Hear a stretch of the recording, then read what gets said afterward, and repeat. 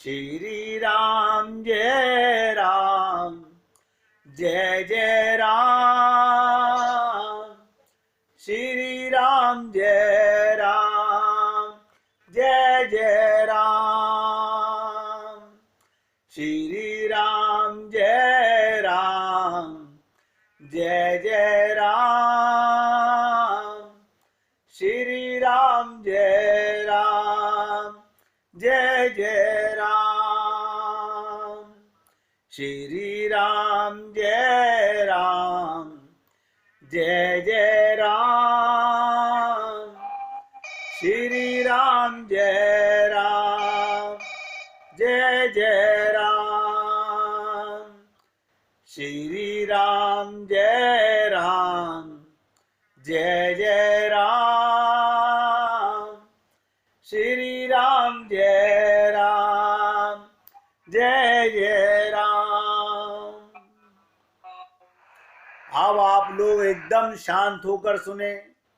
हनुमान जी ने रावण को दवा बताई, उसे उसका रोग जताया, लेकिन रावण अपने को बीमार मानता ही नहीं। ये पैसे वाले लोग, ये ऊंची सीट पर बैठने वाले लोग, ये क्रोधी लोग अपने को बीमार मानते ही नहीं।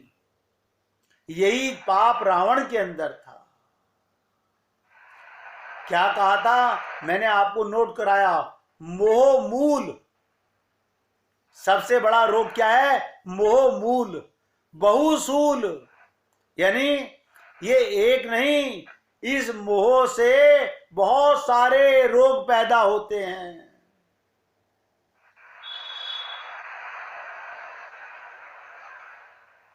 मोह मूल बहुसूल, प्रद त्यागं तम अभिमान। इसी को समझने में बहुत गहरा भाव है।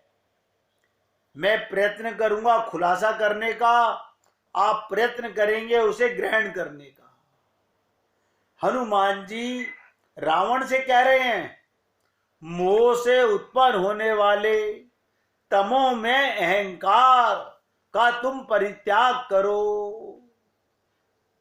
मोह के कारण ही जीवन में अहंकार आता है। ये तमो में है, अंधकार में है, इसका परित्याग करो। इसका तात्पर्य ये, रावण ऐसा अनुभव करे कि उसने सीता जी का हरण करके भूल की है। रावण को हनुमान जी कह रहे हैं, तू मोह के कारण कितना बड़ा पाप कर बैठा है, तुझे अपनी भूल का एहसास नहीं है। लेकिन ये व्यक्ति के अंदर लोभ जो है वो गिरने नहीं देता। गुरु का काम है बताना।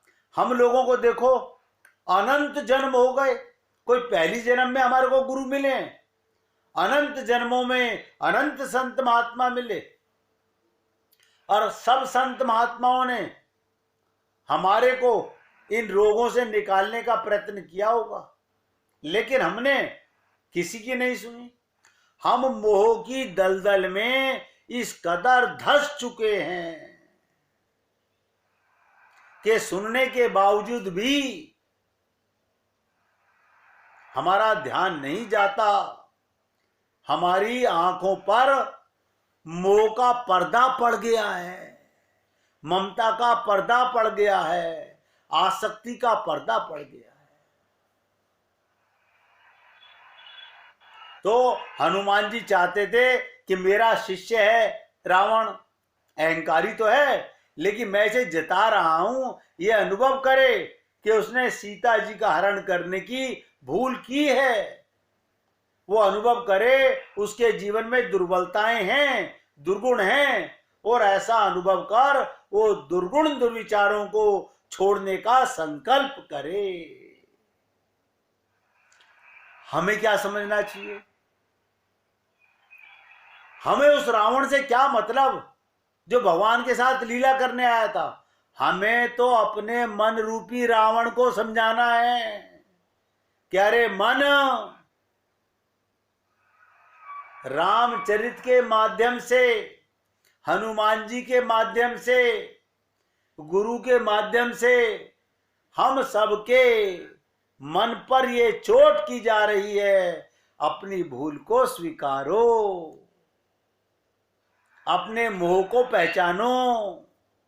आप सोचिएगा, ये माता, ये पिता, ये पत्नी, ये पति, ये मकान, ये दुकान, ये बच्चे हमारे साथ आए थे, ये हमारे साथ जाएंगे?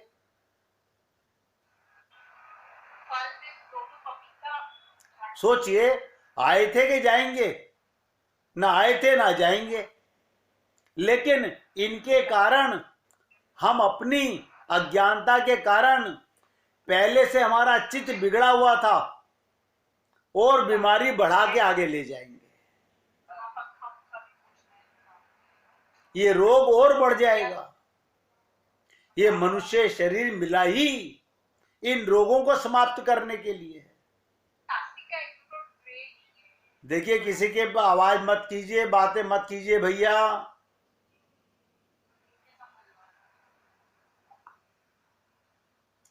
इसलिए इस प्रकार रावण की चिकित्सा हो सकती है, वो ठीक हो सकता है।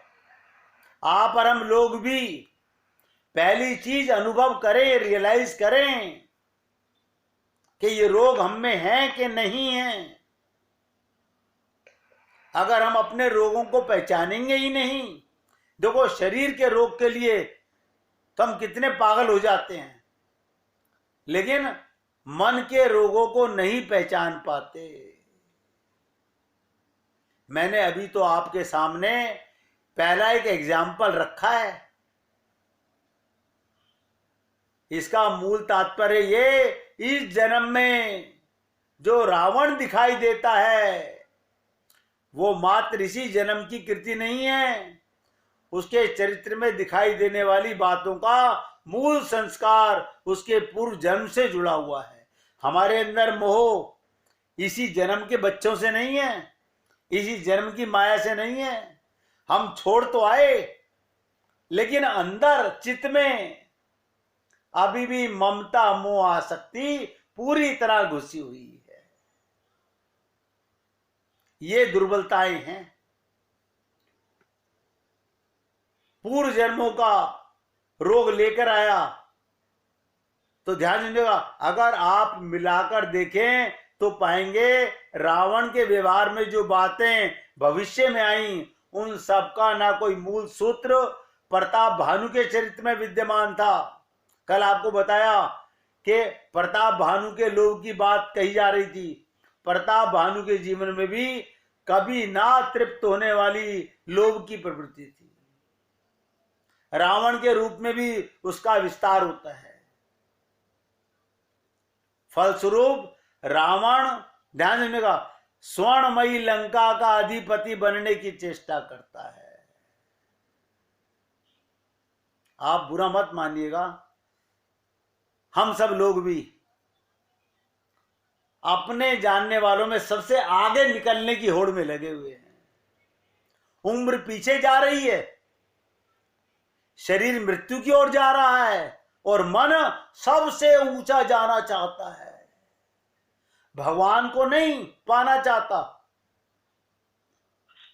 मेरा मेरे भाई से बड़ा मकान बन जाए,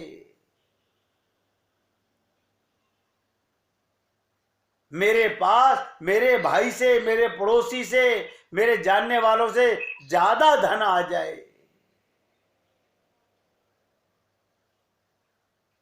ये मन के पाप हैं हमारे। यही तो रावण की प्रवृत्ति है। रावण के भी अंदर पिछले जन्मों के संस्कार थे। फलस्वरूप रावण स्वर्णमयी लंका का अधिपति बनने की चेष्टा करता है। 400 कोस की सोने की लंका पर अधिकार कुबेर का अधिकार था। ध्यान से सुनते जाइएगा, ये लंका जो थी कुबेर के पास थी, और उसका संबंध की दृष्टि से ये यक्ष कुबेर रावण का बड़ा भाई था। फिर भी अपने बड़े भाई की वस्तु को छीनकर अपने लोभ की पूर्ति में रावण को कोई संकोच नहीं हुआ। हमारा सबसे बड़ा मूल कारण यह है, हम अपने आप को सबसे ऊपर लाना चाहते हैं। भक्तों में ने रोगों के अंदर रावण का बड़ा भाई यक्ष कुबेर रावण का बड़ा भाई था, फिर भी अपने बड़े भाई की वस्तु को छीनकर अपने लोभ की पूर्ति में रावण को कोई संकोच नहीं होता।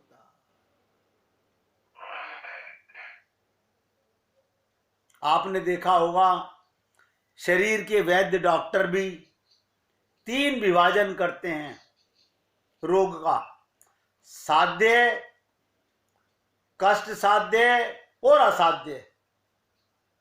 कुछ रोग ऐसे होते हैं जिनका सरलता से इलाज हो जाता है,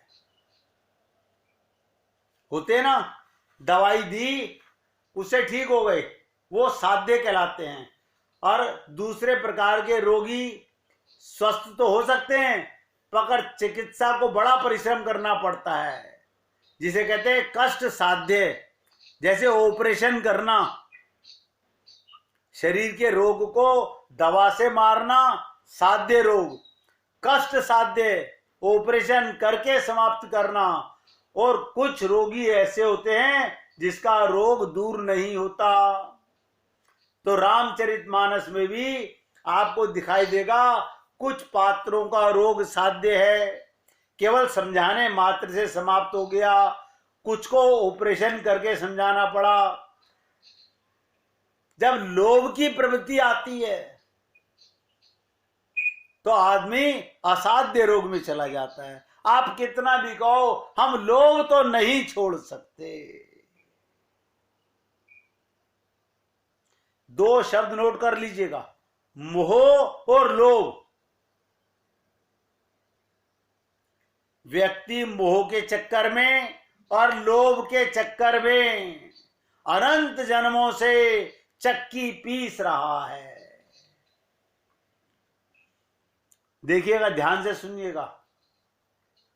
आनंद कंद, ब्रह्मांड नायक, मर्यादा पुरुषोत्तम भगवान श्री राम हमारे संस्कृति के आधार हैं, हम सबके अंशी हैं।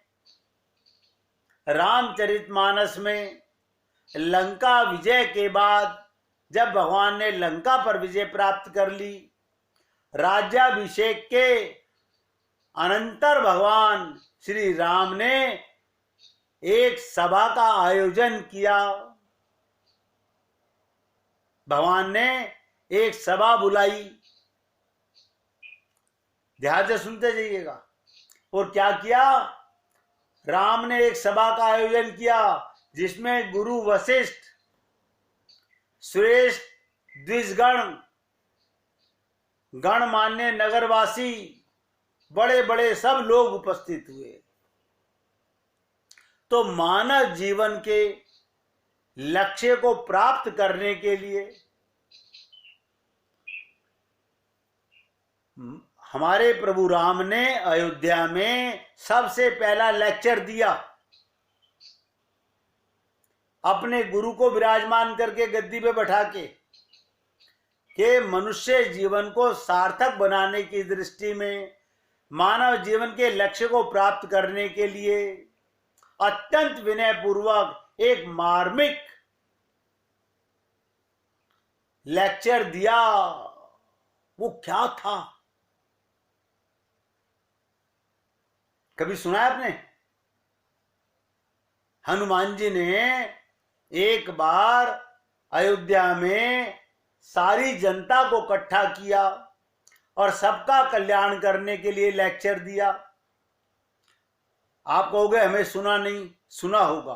रामचरितमानस पढ़ी है ना, तो उसमें आता है, एक बार रघुनाथ बोलाए, गुरु द्विज गुरुपुरवासी सब आए। और बैठे गुरु मुनि अरु द्विज सज्जन, बोले भजन भगत भवभंजन। सुनऊ सकल पुर जन मम बाणी, कहूँ न कछु ममता कुरानी।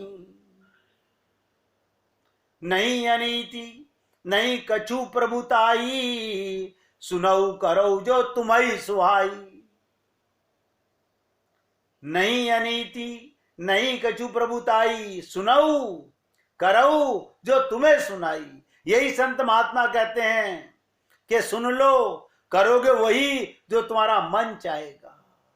और सोई सेवक प्रियतम मम सोई, मम अनुशासन माने जोई।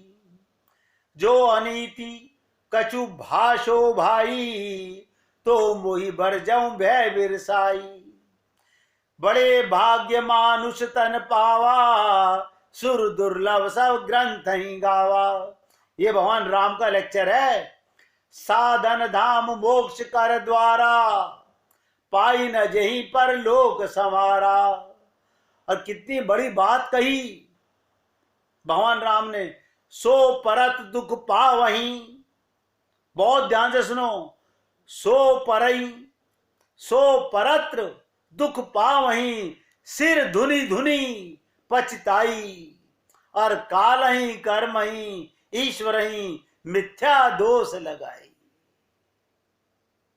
ये क्या कहा भगवान ने? ये मार्मिक व्याख्यान दिया, सार गर्भित उपदेश दिया। आप ध्यान से सुनिएगा। वो भी हिंदी थी, अब इसी हिंदी की व्याख्या बता रहा हूं। भगवान राम कह रहे हैं सबको, सारी जनता जनार्दनों को, हे भाई, ये मनुष्य शरीर अत्यंत दुर्लभ है।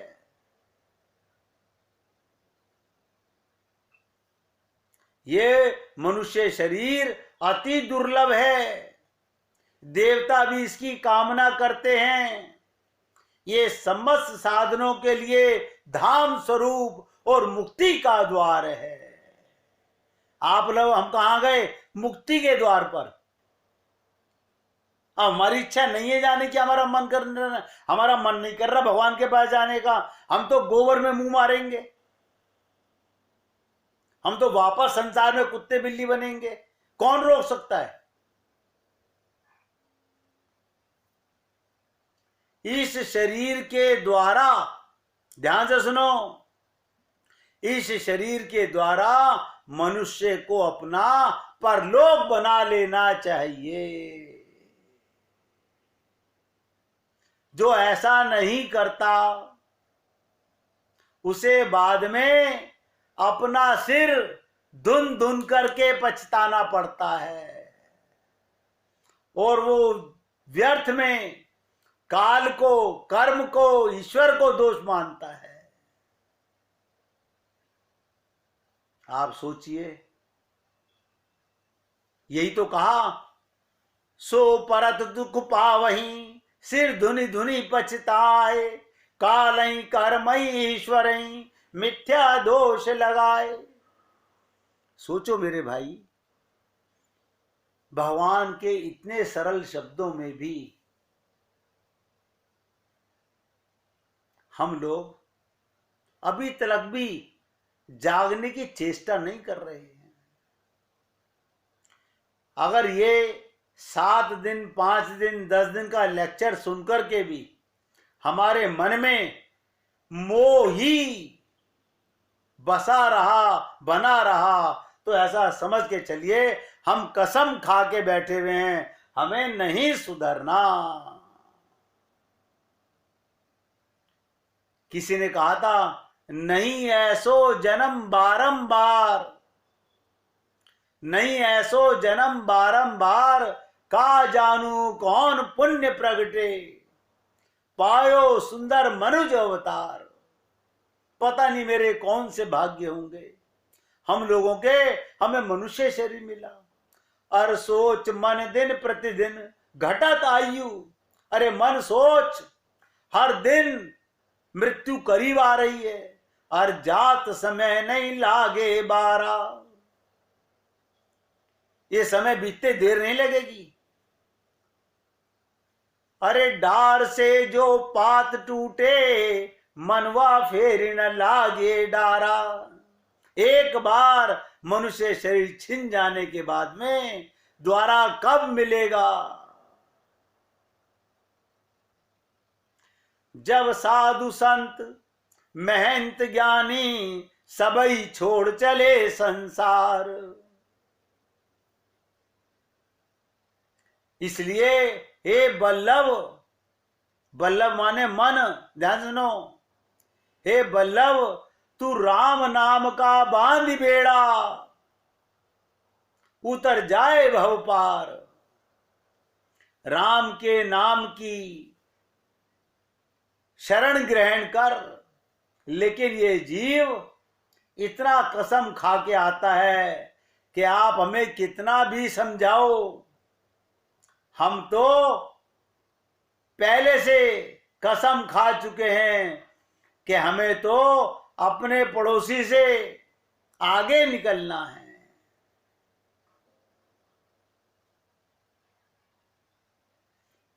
मैंने आपको परसों भी ये कहा था कि भगवान ने कहा ये मन जो है ये मिलकर के विश्वासघात करता है। इसलिए सब बड़े बड़े ऋषि मुनि योगी इस धोखे में आ जाते हैं। इस दुश्मन से सदा होशियार रहिए। आपका सबसे बड़ा दुश्मन कहां रहता है? इसी शरीर में रहता है, जिसे आप 24 घंटे मेरा मन करते हैं। अगर ये मन, ध्यान से सुनो, गुरु और भगवान की शरण तुम्हें ले जाता है तो सबसे बड़ा मीत है तुम्हारा। और अगर ये मन संसार में ले जाता है तो सबसे बड़ा दुश्मन है तुम्हारा। इस दुश्मन से सदा सावधान रहो। मन कर रहा है, लोग क्या कहते हैं? मन कर रहा है। क्या कर रहा है भाई? कि सो जाएं। मन कर रहा है उसको मारें। अभी मन कर रहा है, मारा नहीं है। मन कर रहा है, वैसे ही आप कर गए। आपको करने की जरूरत नहीं, मन में ये जो आया हो गया। मन दुश्मन था, आपने उसे दोस्त मान लिया। इसलिए कहते हैं, हमारे गुरुदेव कहते थे, यो मन मेरो बड़ो हरामी, जो मद मादो हाथी। ये मदमस्त हाथी की तरह है।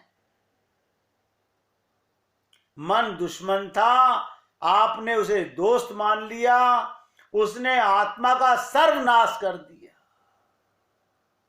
इसलिए एक पहला नंबर वाला अभ्यास तो ये, आप सदा ये रियलाइज करें कि वो हमारे हृदय में बैठे हैं।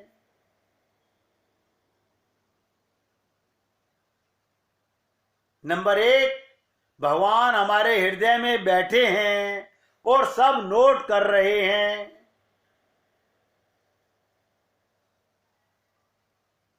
ये बात मैं अनंत बार आप लोगों से निवेदन करता हूं। नंबर 2, रूप ध्यान का अभ्यास करें। देखिएगा, जब तक हम अपने आप को दीन नहीं मानेंगे, 3 काम होते हैं भगवान प्राप्ति करने के लिए। सबसे पहला है दीनता का भाव लाइए। अपने को कभी पैसे वाला नहीं मानना, अपने को कभी विद्वान नहीं मानना, अपने मन में किसी बात का अहंकार नहीं लाना।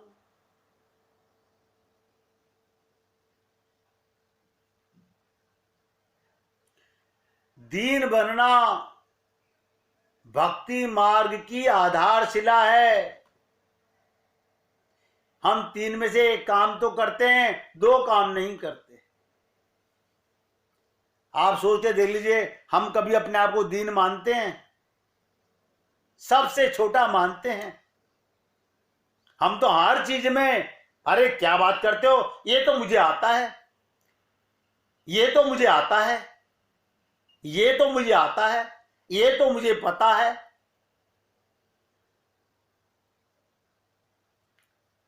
तीन काम मैंने आपसे कहे। नंबर 1 दीन भाव, नंबर 2 रूप ध्यान, वो भी नहीं हम करते, और नंबर 3 भगवान का कीर्तन, वो हम कर लेते हैं। अब बताइएगा मुझे, जिस चीज का आधार ही नहीं है, वो तो आप जो करते हो वो निष्प्राण नाम है।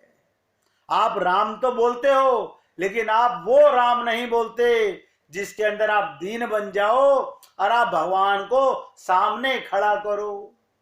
तो हमारी भक्ति पंगु कहलाती है। जिसे कहते हैं ना, मुख से बोला मगर मन से बोला नहीं।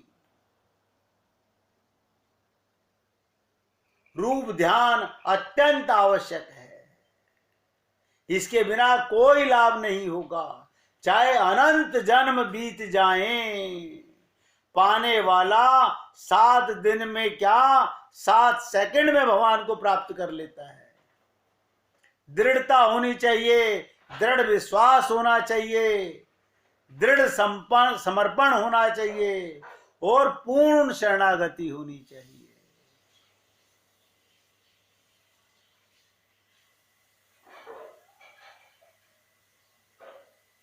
रूप ध्यान साधन ही हमें आगे बढ़ाएगा। थोड़े दिन मेहनत जरूर होगी। इसलिए आज आपसे एक नई बात कही है कि अपने मन में दीनता का भाव लाइए। जब तक हम दीन नहीं बनेंगे, हम आगे नहीं बढ़ सकते। अपने को सबसे दीन मानो। किस चीज का अहंकार है? चलो मान लो हमारे पास 1 करोड़ 2 करोड़ रुपए होंगे, 5-10 करोड़ रुपए होंगे। आप सोच के देखिएगा, आप अपने मोहल्ले में सबसे ज्यादा पैसे वाले हैं क्या? आप सबसे ज्यादा विद्वान हैं क्या? आप सबसे ज्यादा सुंदर हैं क्या? और ये जो चीज है जो यहां से ट्रांसफर हो नहीं सकती, तो किस चीज का अहंकार कर रहे हो?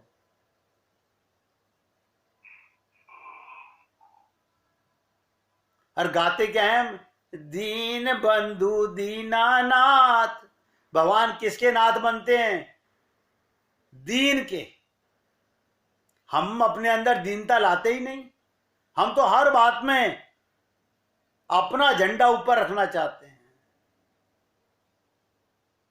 इसलिए मैंने आज जो आपके साथ बातें की हैं, ये सिर्फ इसलिए, अभी तो शुरुआत की है और आपको बताया कि रावण का भी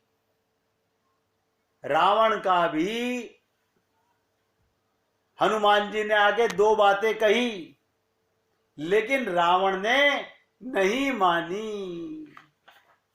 क्या कहा था? आपने लिखा होगा,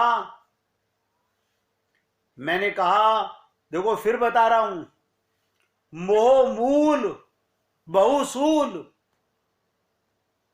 ये रामचरितमानस की चौपाई बता रहा हूं। मोह ही सबसे बड़ा मूल, और इसी से उड़ते, इसी से निकलते बहुत सूल।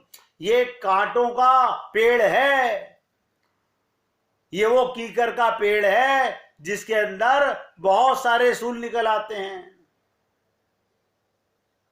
प्रद त्यागं तम अभिमान। बस इतनी सी बात कही थी, और इसके जवाब में वो महापापी रावण क्या बोला? अरे बंदर, तू अपनी जान बचा। अगर तू दूत ना होता तो तेरी गर्दन अलग कर देता। आप सोचिएगा, अपने गुरु को, शंकर भगवान को रावण पहचान नहीं पाया। वो तो विभीषण ने कहा कि दूत के ऊपर मृत्यु नहीं, हत्या नहीं करनी चाहिए। बोले से दंड तो दूंगा, इसकी हिम्मत कैसे हुई मेरे सामने अकड़ने की, मेरे को शिक्षा देने की, ये मुझे ज्ञान दे रहा है। तब उनकी पूंछ में आग लगाई गई थी। आप सोचिएगा, इतना बड़ा अहंकार हमारे अंदर किस चीज का है। आज मैंने आपको बताया, मोह सबसे बड़ा मूल है। ऐसी से रोग और ज्यादा पैदा होते हैं। इनका त्याग करो। तो अब हमारे को क्या समझना है, पहले अपने अंदर ये रोग देखें कि हमारे अंदर मोह है कि नहीं है। और मैं कह रहा हूं, कोई ऐसा नहीं मिलेगा जिसमें मोह ना हो। मोह है तो काम भी है, क्रोध भी है, लोभ भी है। पहले पहचानो, फिर इसका त्याग करो, परित्याग करो। बाकी की चर्चा अब आपके साथ कल करेंगे। और उम्मीद करता हूं कि जितना बहुमूल्य समय आप लोग दे रहे हैं, मैं तो भगवान से प्रार्थना करता हूं कि हे प्रभु, आपको इससे 10 गुना ज्यादा लाभ मिले। आप और हम सब लोग अपने अंदर मूल रोग को पहचानें और इसका परित्याग करें। गंदे कपड़े को उतारने की जैसे चेष्टा करते हो, सांप से, अजगर से, गंदगी से दूर भागते हो, ऐसे ही मोह से दूर भागो। अब कोई आप बच्चे पता क्या कहते हैं, लोग कहते हैं हमसे, क्या हम अपने बच्चों को खिलाएं नहीं? अबे खिलाना मोह से क्या मतलब हुआ? उन्हें भगवान का बच्चा मान के खिलाओ ना। असली मूल दोष है उन्हें अपना मानना, यही तो मोह है। उन्हें भगवान का बच्चा मानो, भगवान के रूप में बालक आए हैं, उन्हें भगवान मान के प्यार करो। भैया निवेदन कर रहा हूं, अच्छा लगे तो ग्रहण कीजिए, सबका कल्याण होगा। आज सत्संग